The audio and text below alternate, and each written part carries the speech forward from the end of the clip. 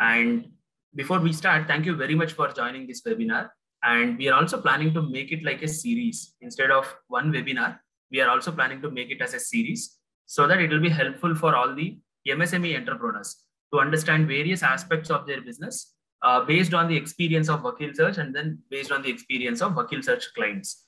Various people from the Vakil Search expert team will come and then speak over here and they'll share their knowledge with you so that all of us together can build stronger enterprises in our country. That is the motive with which we are starting this series. And the current session will be the first session. In fact, we have organized multiple sessions in the past, but those sessions were like ad hoc sessions. Like now and then we organized one session.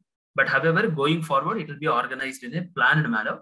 Every month, we're going to fix 2 dates. On those 2 dates, we are organizing these webinars where you will also get an opportunity to interact with the chartered accountant or cost accountant or a company secretary or a lawyer who is presenting that webinar. Apart from the questions relating to this webinar topic, we will also permit you to ask any other question which you have relating to the expert's subject matter area. Anyway, the topic for the day, I'll take not more than 30 minutes for speaking about this particular topic. And thereafter, I will leave this forum open for everybody so that you can ask your questions if any. Today's topic is like key topic for every entrepreneur.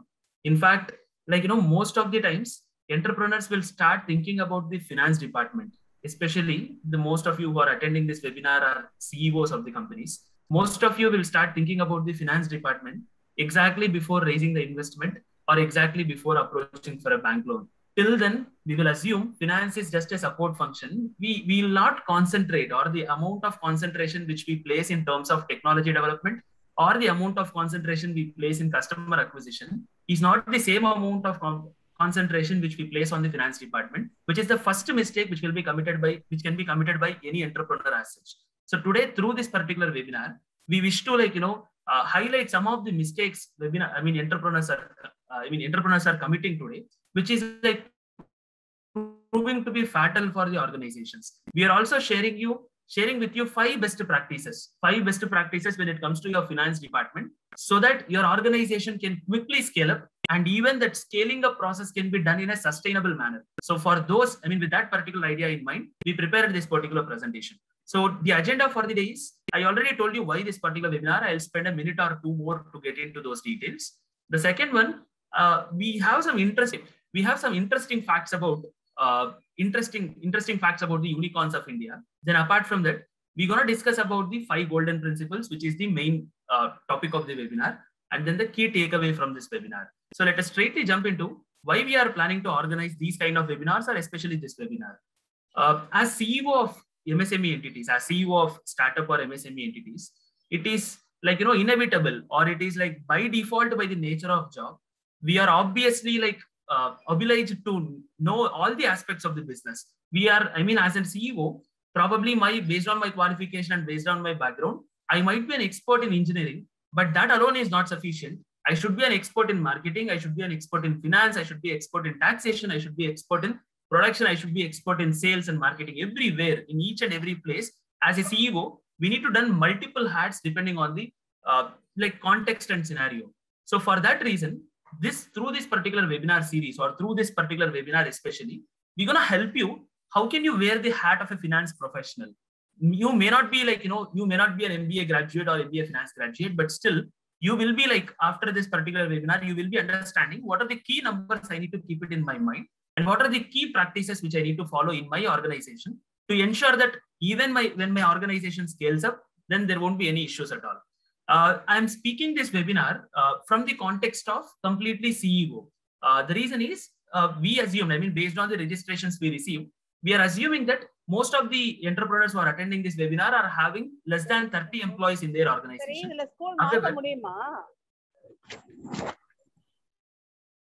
However, less than, I'm sorry, somebody disturbed in between. I'm requesting once again, please mute yourself when you are speaking something.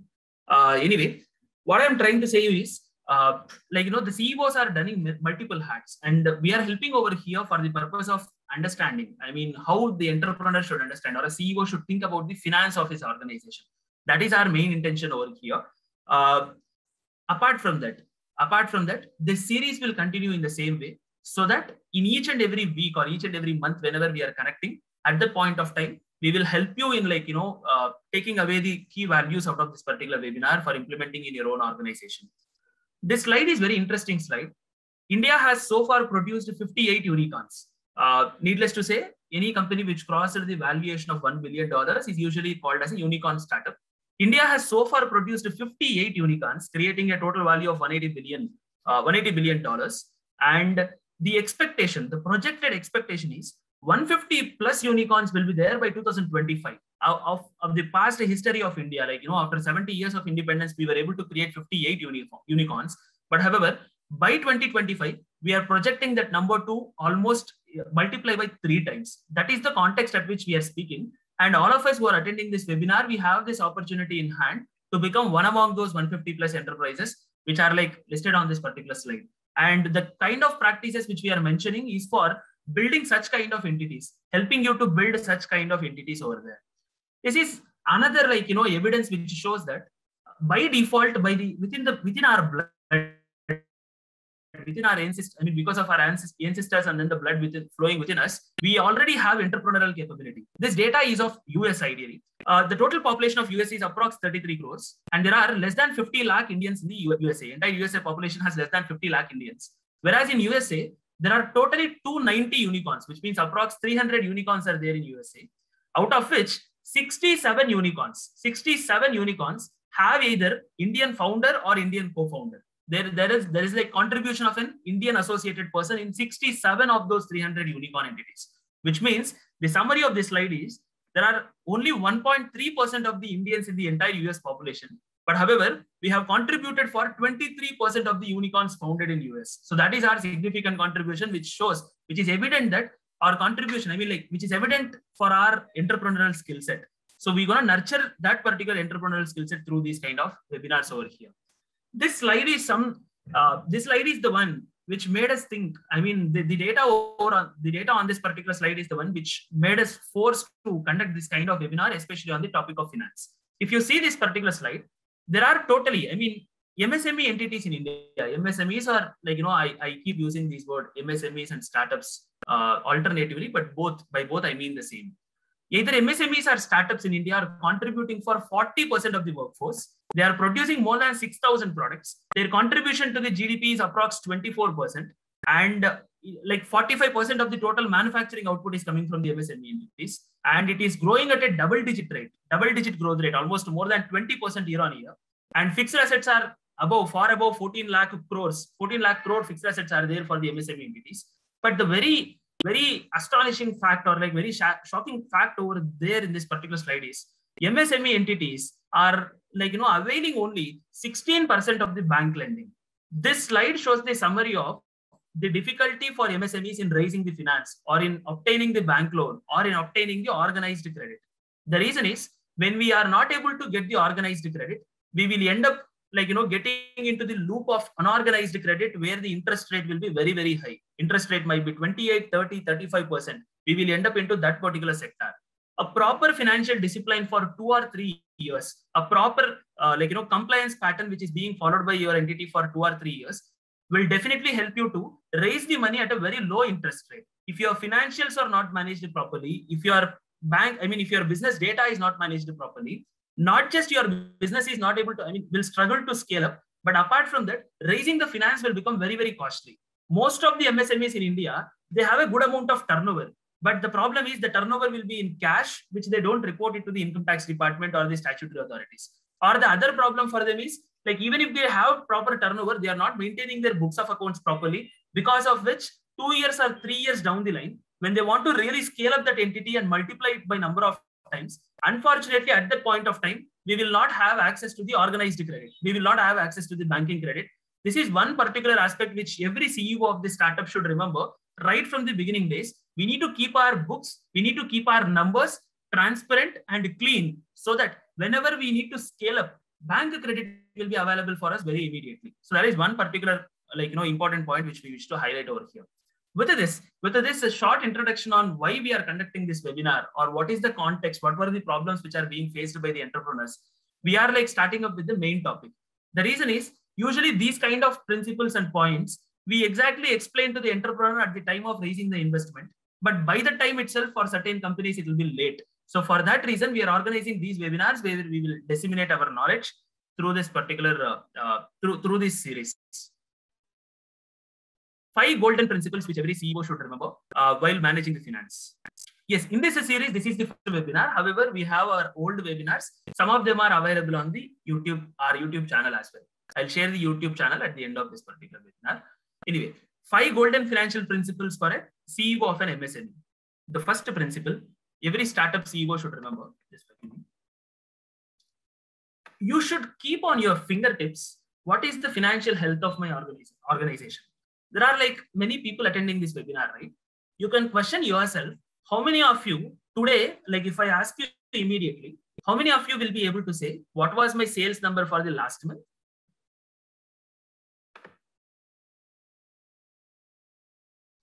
Am I audible on this webinar? Because I received a message that I have been signed out.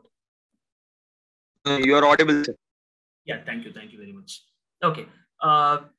So the financial health, I mean, many of us are not tracking our financial health, especially when it comes to either organization or even when it comes to your personal finance. Many of us are not tracking our financial health.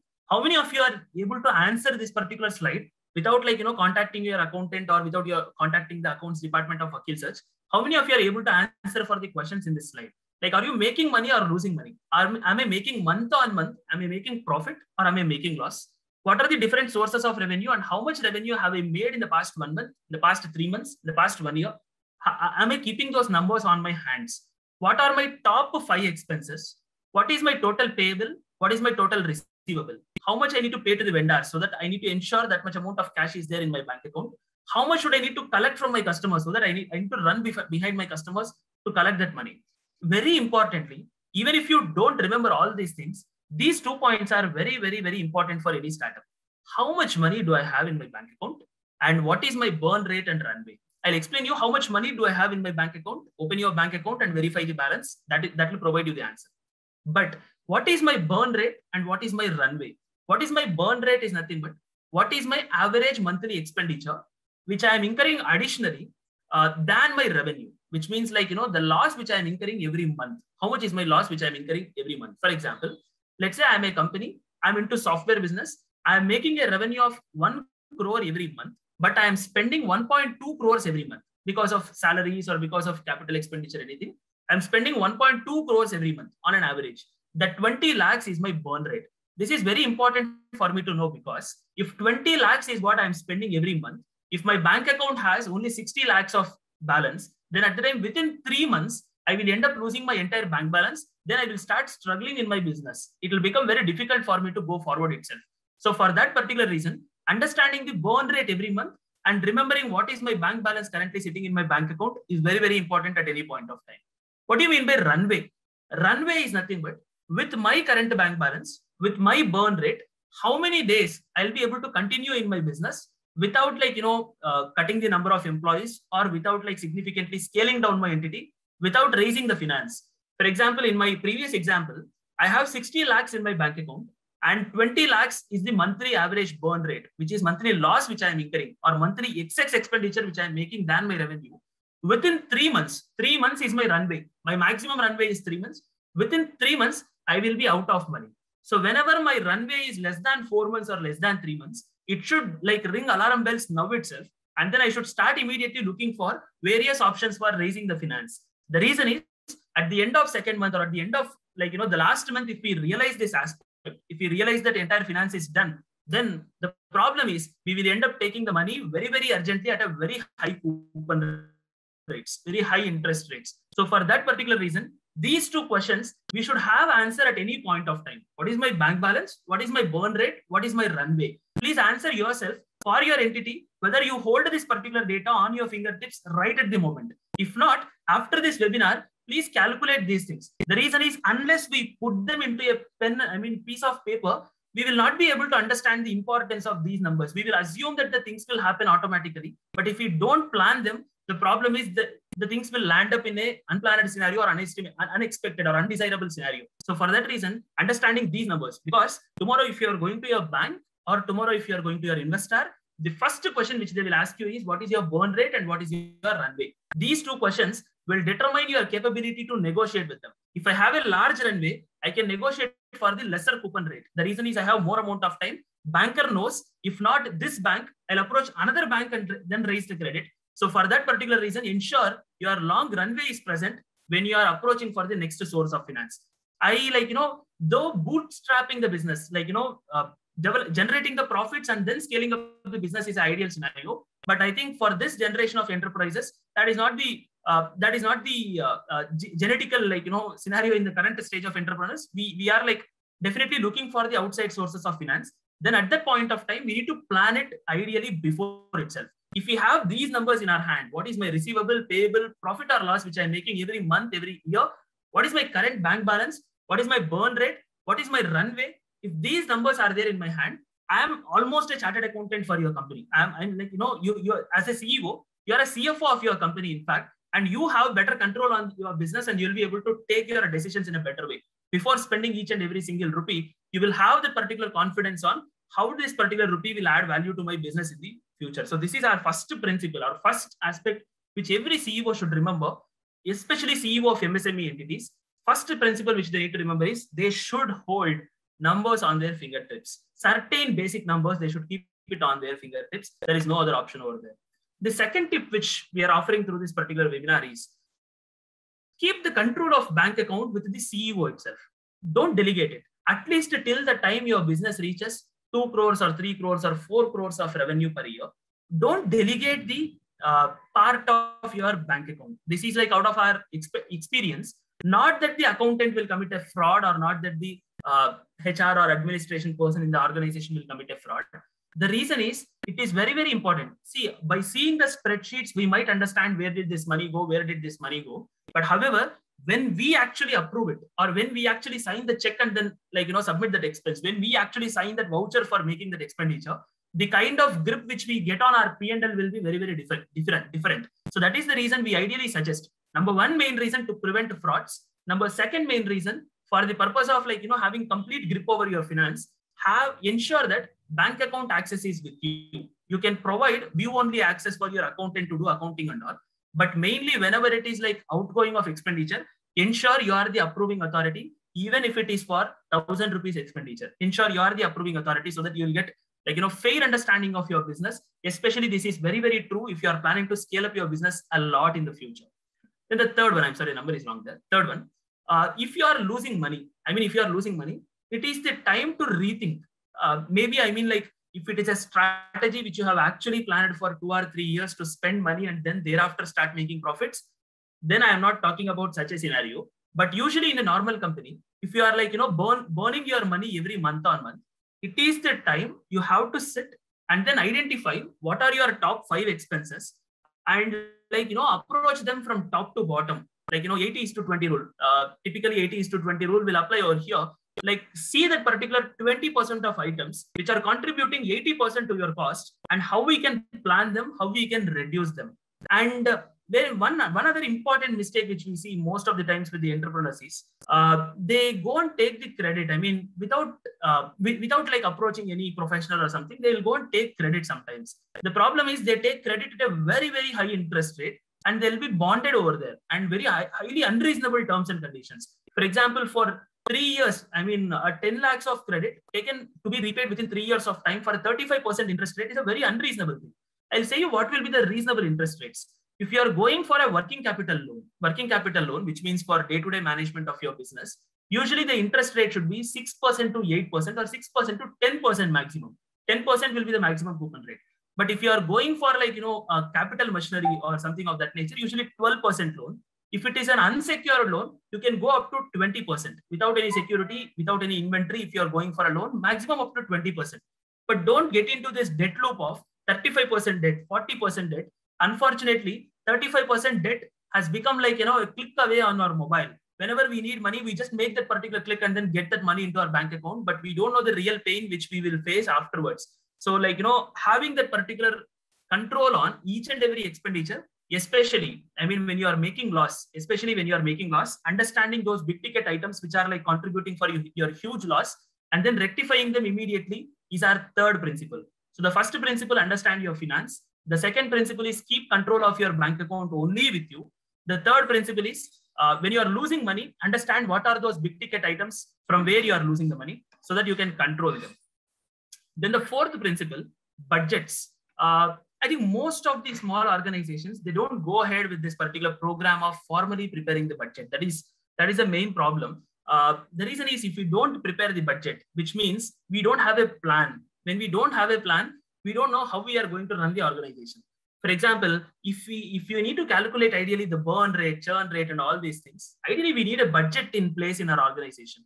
It need not be a detailed budget which listed companies and all prepare. Let it be a budget on a small spreadsheet. This month I want to incur this expenditure. This month this is the revenue. This month I want to incur this expenditure. This is the revenue. And how will my bank balance flow every month? A very small budget is essential for every CEO. Every CEO should have very small budget. That will motivate the CEO as well, because CEO is the person who is actually running the organization. That will motivate the CEO also for achieving that number. So budget as a process should be introduced into each and every MSME. That is our other main recommendation. Then the fifth one, I'm sorry, the numbering has gone wrong. The fifth one, expense approval. Most of the times, our employees will keep incurring the expenses, right? I mean, for the sake of travel or other things and all. I think this will be the majority of the cost in our organization, either raw material cost, and if it is a software entity, this expense cost will be the majority of the cost. Please ensure that you are only approving those expenses and have a very tight control on expenses, very tight control. Unless it is budgeted, it should not be approved. Whenever you are like planning to hire a new manpower, ensure like, is it fitting into my plan? If any of your departments are coming and requesting you to add one more manpower or two more manpower into their department, have that particular manpower planning in a very detailed way. Ensure that each manpower in the organization is contributing for the ROI of the organization. Most of the times the difference which I observed with most of the CEOs is this is all my personal experience and personal views.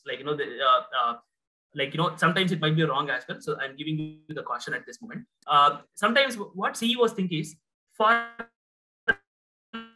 purchasing a, let's say, 50 lakhs worth of machinery, CEO will discuss with the chartered accountant, CEO will discuss with most of the people for hours together. But while hiring one employee, let's say his package is 4 lakhs or 5 lakhs per annum, such amount of concentration or such amount of planning will not be there. But in our opinion in general, than a mistake, the probability of mistake which we commit while purchasing the 50 lakh machinery will be lesser than the probability of mistake which we commit while hiring a wrong employee. So each and every employee, whenever we are hiring, there should be a proper job description, and his job description should get connected with the organization objectives.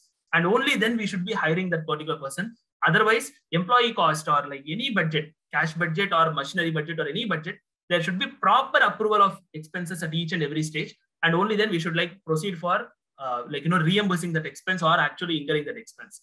So these are 5 golden principles which we are trying to establish through this particular webinar. Number 1, very, very small principles, but highly powerful principles. If you actually imagine for the context of your organization, you will understand how many of you are really, if you are really following these principles, it is very good. Your organization has very good discipline.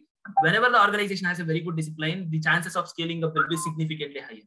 I'll repeat 5 principles and then I'll move on to the next slide, the final slide, and then I'll leave the forum to you for asking any questions. The first slide says, the first principle says, we have to keep control of main numbers relating to our entity, like bank balance, accounts receivable, accounts payable, revenue, and burn rate, and then runway. These kind of numbers should always be there in our hand. Number 2, complete control of bank accounts should be there with the entrepreneur. We should not be delegating it to the accountant, at least till the time company reaches some 4 to 5 crores of turnover. Number 3, have budgets properly in your entity. Number 4, identify those big ticket items where you are incurring most amount of expenditure and then try reducing them. Typically follow 80:20 rule. 20% of your expenses will contribute for 80% of your loss. So identify those kind of items and then reduce it. Have proper approval process in the organization, especially when it comes to the expenses. When it comes to the expenses, a proper typical flow should be there. CEO, he himself should be standing as an example for the organization to reduce the expenditure over there. I mean, when we start setting up our example for the entire organization, then at that point of time, yes, organization is bound to follow those principles. And then we will end up saving huge amount of cost, and then our runway will increase significantly. We can run our organizations patiently. So these are the 5 principles which we wish to establish through this webinar. we hope that these 5 principles will definitely help you, will make you to think about the financial management of your organization. Having said that, when your organization is scaling up, let's say when you reach a turnover stage of 4 crores, 5 crores, 6 crores, ideally it is better to go and hire a chartered accountant or an MBA finance on full-time basis to your entity.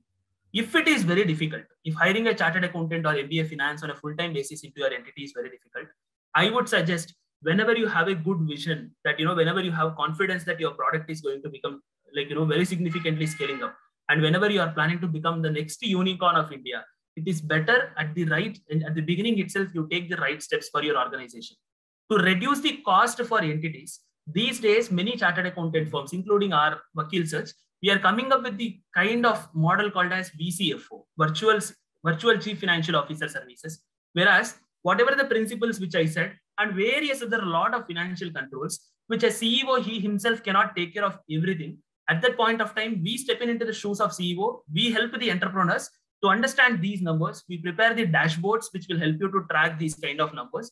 And we will also advise them what kind of financial decisions are good, what kind of financial decisions are bad, what rate you can raise the interest, at what moment of time we need to approach the venture capitalists for raising the investment, what processes in the finance can be automated, not in general, but what processes in the finance can be automated, how to beat our competition by having the good amount of cost saving. These kind of habits or these kind of controls or these kind of practices can be brought in only by a professional at a particular point of time. So for that reason, I would suggest, if your entity has crossed a particular limit, it is high time for you to rethink. If you are only managing the entire finance, it's high time for you to think either hiring a full-time CFO into the entity, which is usually difficult and costly at that particular point of time, then at least opt for VCFO services of any entity. And with us, the VCFO services are at next level.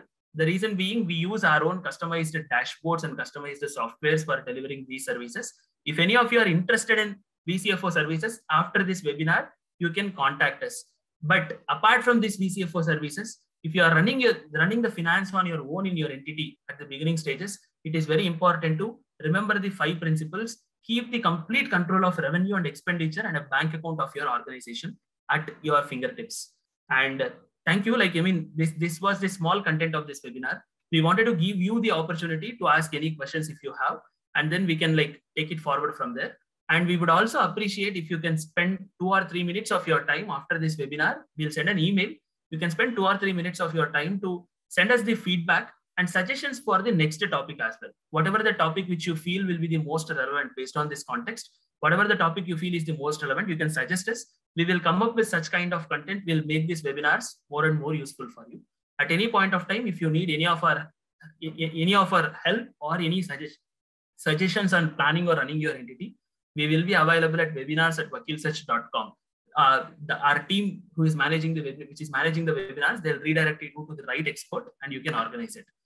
Is this the first webinar in the series? As I said we have conducted a lot of webinars, but in this series, this is the first webinar, and hereafter every month we are planning to conduct 2 webinars. Okay, thank you, Hussein, for your comments. And if any of you have any questions, we'll wait for a minute or 2 more. Then after that, yes. Please, I have a question here. I run a very small firm. It's a proprietorship firm. And yes, currently I file my income tax return under presumptive scheme. Okay. So for that matter, I am not maintaining the expenses in my accounting books. I am only maintaining the sales figures. Revenue. Yeah. So, but if I go by your slides, it seems like even though I do not require as per presumptive law to maintain the books of account, but still do you suggest me to maintain all those expenses? Because I personally maintain my accounts. I don't have any CA or something. So it's a overhead for me. Yes, Yatendra. Since you are in presumptive scheme, see, it all depends on how much you are planning to scale up in the future. If you have very significant plans of scaling up, I would suggest now itself start maintaining in a very formal way. Though we are not reporting it to the income tax department, you can start recording those expenses in a formal way. And let's say you don't have plans of significant scale up for the next 2 or 3 years. Then at the time, I would say, track these expenses like the way in which you are tracking. You need not have an accountant or a professional to track them, but track these expenses so that these aspects will help you to understand. I mean, these aspects will help you to understand where am I losing money? For example, I'm assuming since you are saying you are into presumptive scheme, probably let me take an example of a small retail shop. For example, on a small retail shop, when the entrepreneur start looking into finance, he will start understanding. For an example, he's making more amount of margin on, let's say, vegetables, but he is losing a huge amount of money on cool drinks. I'm saying, for an example, I mean, maybe it might not be true. I'm saying in general, for the same amount of space, vegetables are giving me more amount of margin, and the average moving rate of vegetables will be very high usually in a grocery shop. Whereas for cool drinks, I need to invest on a fridge and then keep it over there. But still, my investment, I mean, my return on investment on the cool drinks will be very, very low. And for calculating these kind of things, we don't need usually an accountant's support itself. We can calculate on our own. But when we scale up, yes, we will definitely need an accounting support. At present, I would suggest you can only track these expenses. If you are not planning to raise any investment or go for a bank loan in the near future, you yourself can track these expenses. You yourself can compute these kind of ratios and start thinking in the direction. I hope I answered your question. Okay, yeah, that answered my question. Thank you.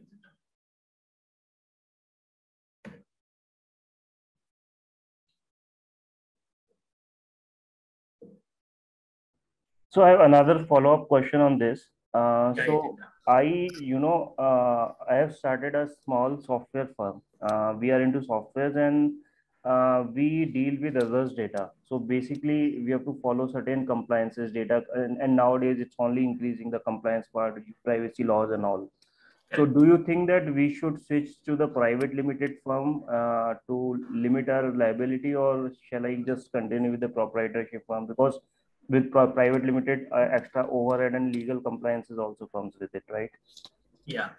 Yatindra, if you have a plan of scaling up, and especially if you are planning to offer your software to bigger companies and bigger customers in that particular sense, I mean bigger business organizations, or if you are planning to operate in a larger scale, let's say you're going to have more than 50-60 customers for your software, at that point of time, I would ideally recommend either go for an LLP or go for a private limited company. One reason which you suggested is very true.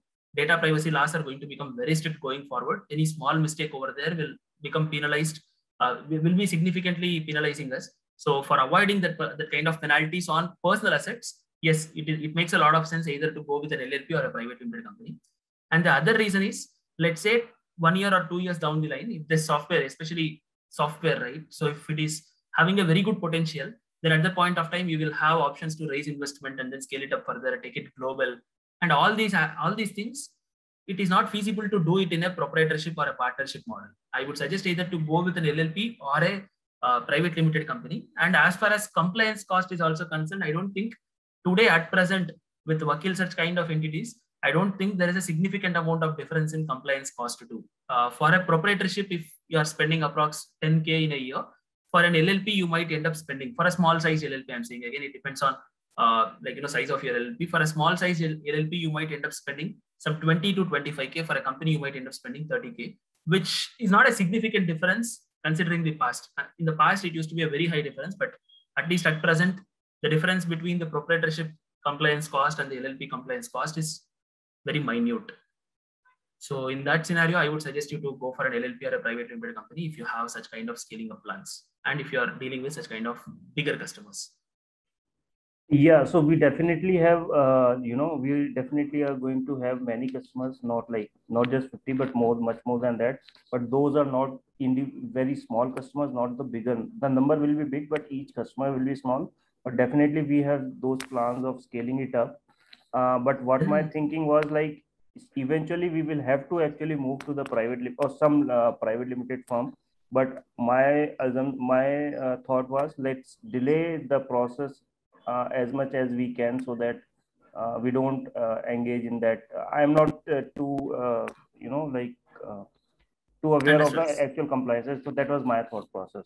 Yeah, sometimes it makes sense to delay, but the one problem which you might face if you are delaying this activity is your organization history will not be counted. Like for example, if you are operating from 2021, the private limited company, by the time you reach 2025, you'll be a 4-year-old company or a 5-year-old company. Then the opportunities for you to avail credit or raise an investment will be significantly different from when you compare it to the company which is just then incorporated. Because at the time, availing investment, okay, it will be purely based on your technology, product, and customers. But however, availing the bank loan will become significantly different if you are planning for such kind of operations. And Ramya, I think you also raise your hand. If you have any question, please. Yes, actually mine is a very new company. It registered only like 4 months, 3 to 4 months back. And I am still in the process of getting any sales. I'm still in the process of like, it's just the beginning. So at this stage, do you advise for me to take a credit loan? It's a minimum capital. It's a minimum capital OPC company. And at this stage, do you advise that I should go for credit for advertising and those kind of things, or should I stick to my the minimum capital, the budget I have in hand right now? See, you can opt for a credit loan. Nothing wrong in opting for it. But for every rupee you spend, for example, since you are a very new company, the credit which you raise will be at a very high interest rate for sure. I mean, the traditional banks won't provide you the money at all. You will end up taking the money from NBFC kind of entities, where with these entities, usually the interest rate will be very high, unless you are able to provide some of your personal assets, like either your house or something else as a security. You'll be able to get the loan at a very decent amount. And moreover, after taking this amount, you're going to spend it on marketing purpose, right? So usually, I mean, by the time we realize the kind of correct marketing technique, sometimes we will end up losing our entire money the entire ability of raising the money itself. So ideally, take the minimum amount of money which is possible, test the waters properly, and then like see what is the right kind of marketing strategy, where to spend, at what time to spend, and then thereafter probably raise a big amount of money. So initial stages, I would suggest go with your personal money. The reason is at least you can save the interest amount. But if that is not possible, then you can try with lower coupon rate interest instead of going to 28, 24, 29%. I see. Okay.